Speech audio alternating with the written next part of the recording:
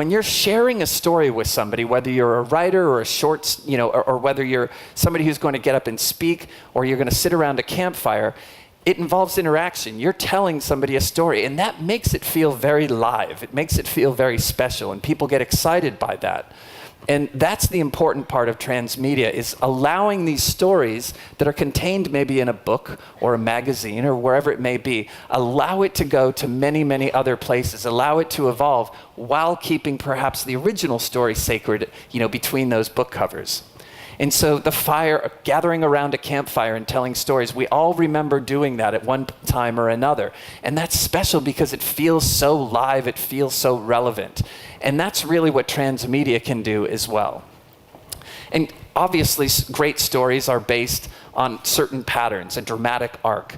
And I've mentioned this before in one of my talks, but Joseph Campbell's creative arc in telling stories, The Hero of a Thousand Faces, is really a map for great storytelling, and certainly Hollywood uses it intensely when they're crafting stories for generations of people. We like the same types of stories over and over again. Joseph Campbell helped explain what that was. And he broke it down into the hero's journey. It's 3 acts. The first act is the hero's decision to do something. The second act is the actual action. And the third act is the consequences of that action. So it is a journey. And we like to go on those journeys. That's why we read these books over and over again. That's why we read maybe the same stories over again, or why we watch the same movies over and over again. And so here's just a quick example. These movies, these stories absolutely follow the hero's journey.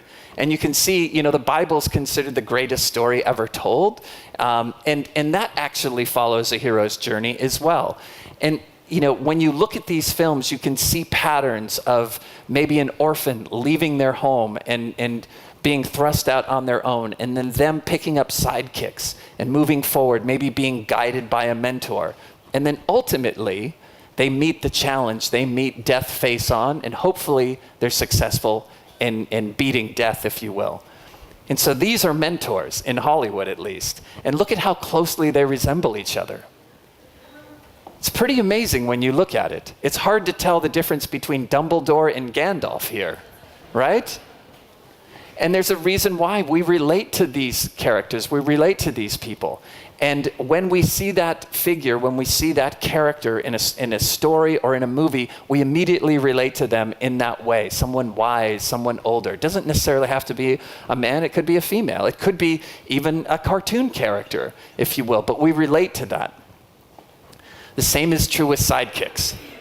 There's a lot of hair up on that screen, right? Sidekicks, some of them can be kind of oafish and furry and lovable, and they have a lot of the same characteristics. And we like to think about them in that way, and they, through their loyalty and through their presence, really help a hero on their journey.